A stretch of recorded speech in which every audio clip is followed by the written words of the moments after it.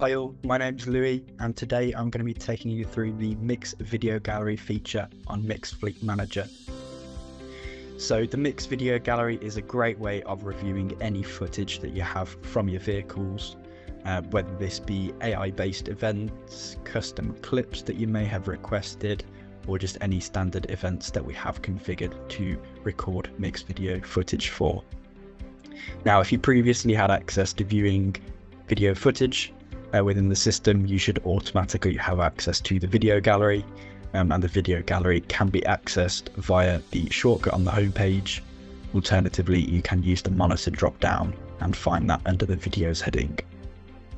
So the first thing I would generally do once I've loaded up the video gallery would just be make any changes to the date range if you need to, and also just have a quick run through these slicers at the top of the page.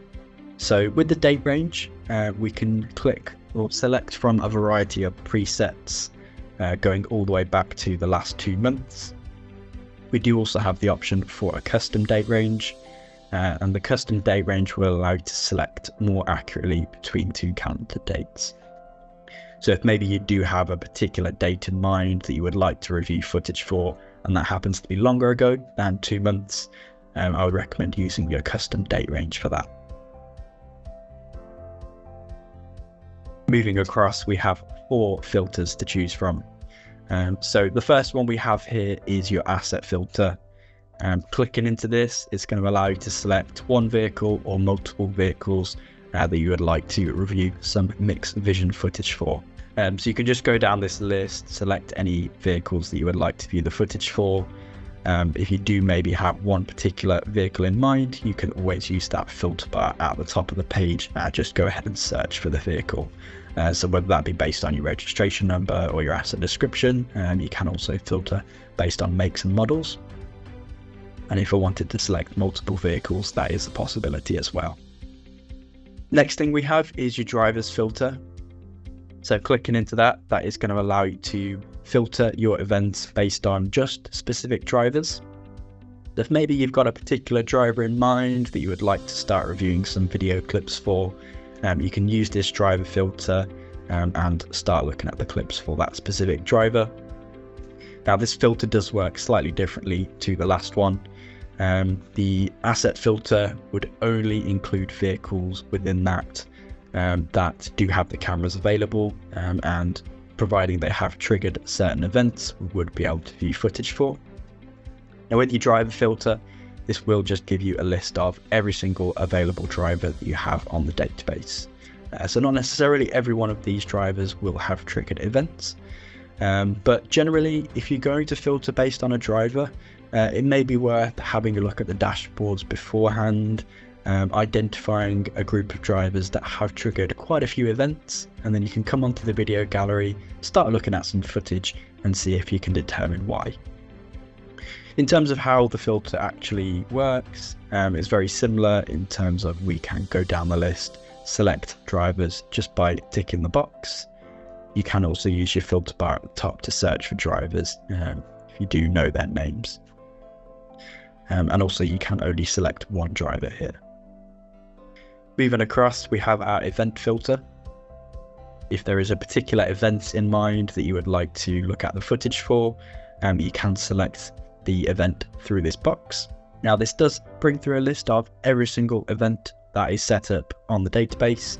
Not necessarily every single one of these events will be configured to provide footage, but there is a very easy way of getting down to the ones that do.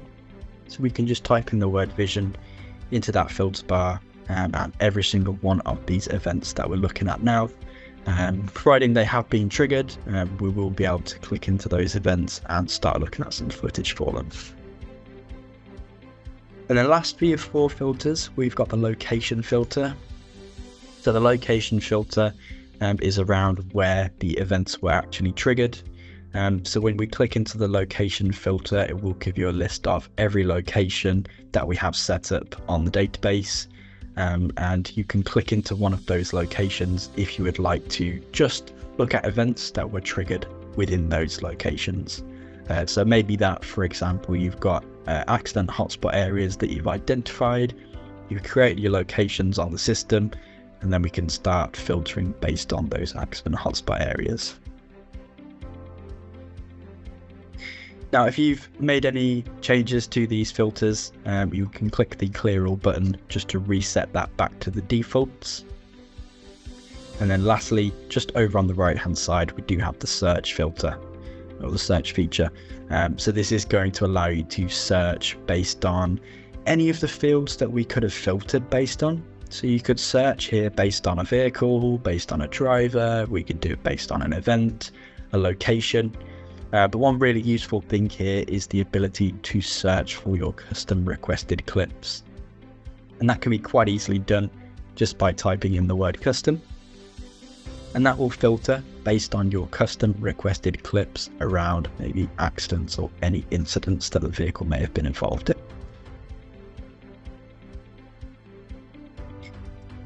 So just underneath our filters, we have the sort by option.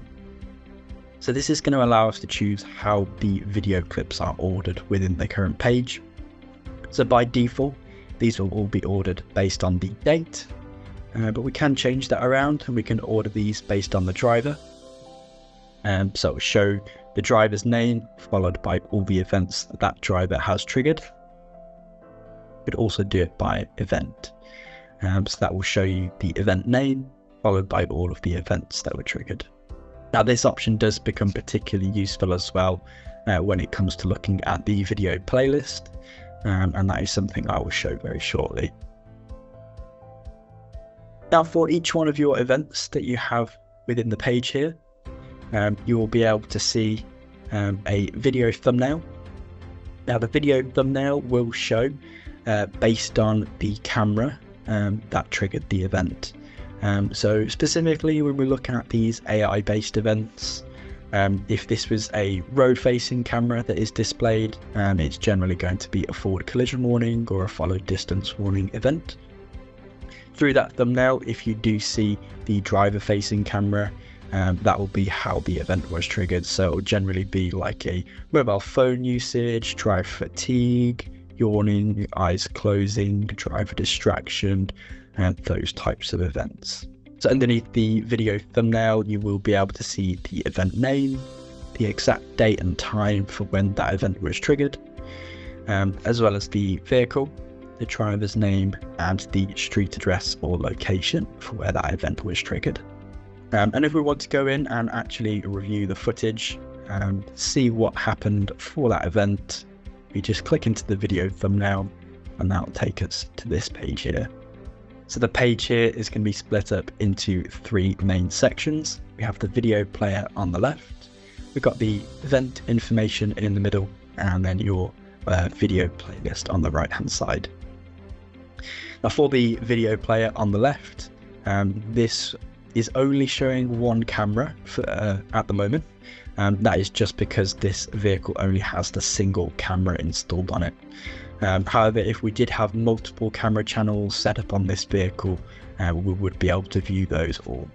To actually review the footage itself, there's two ways of doing so. You can click the play button at the bottom left hand side within the player itself. You can pause that as well. You've also got the volume option, so this is something that is configurable. We can choose whether we would like to record audio from the camera itself, and that is something that can be disabled. You've also got a full screen option, so if you want to make that video clip a little bit bigger, a bit easier to view, we can full screen that. And lastly, you do have your three dots, which just gives you a few additional options you can choose from there. So you have your picture in picture, which just allows you to open up that video player in a new little window, and you can move that around if you'd like to do so. We have the playback speed, so maybe that you really want to slow this video clip down so you can see in much more detail exactly what's happening, or maybe that you even want to speed this up, so you can go all the way down to a quarter speed, or you can speed that up to 2 times. Lastly, you do have the option to download your video there, so that is just one of the ways of downloading your video clips. Now the other way of reviewing your footage is by clicking the play button just underneath the video player itself. When we click play there, it's going to play all of the video clips regardless of how many cameras there are. So even if we have 5 cameras installed, when we click that play button at the bottom left hand side, it will play all of those video clips simultaneously, so you can see exactly what's happening in front of the vehicle, how the driver reacts, on top of any other additional cameras that may be installed on the vehicle. So besides that, you do have a stop button which will just stop the video clip and it will move the player back to the beginning. And then lastly, you've got the save video button, so this will allow you to save a copy of the video. Through here it will actually allow you to select multiple video channels as well. So again, assuming the vehicle has multiple cameras installed, you will be able to download multiple video clips just through a single click. Now moving on to the middle section of the screen here, this is your event information. So you can see various bits of information here similar to what we were able to see underneath the video thumbnail on the previous page. So again, you can see here the event name, date and time, vehicle, driver, as well as a bit of summary around the trip. So here you have a green icon which is going to indicate the start point of the trip for where that event was triggered. So you can see the date and time for when that trip started, as well as the street address or location. You again have the event name as well as the street address or location name for where that event was triggered. And then lastly, we have the red icon which represents the end point of the trip. So you can see again, you've got your street address or location name as well as the date and time for that. And then finally, for this page, over on the right hand side, we have the video playlist. So this will give you a list of video clips in the same order that we were able to see from the previous page. So this does take into consideration all of your filtering, whether you'd filtered based on vehicles, drivers, events, locations. And this does also take into consideration your sorting options as well. So this will be sorting via the date for me. So this works very similar to maybe like a YouTube recommended tab, for example, in terms of the fact that you can just click through into any of those video clips and it will just automatically start to play that video. Now, one useful feature we have here is the autoplay videos tick box. The way that tick box works is when we would start to play a clip, once that clip has finished and it's run its course, it will automatically go on to start playing the next video within that playlist. So really with a single click here, you can go through and review multiple clips and it will just load them all back to back. This will also just continue to load until you have literally viewed every single video clip within the date range that you have selected.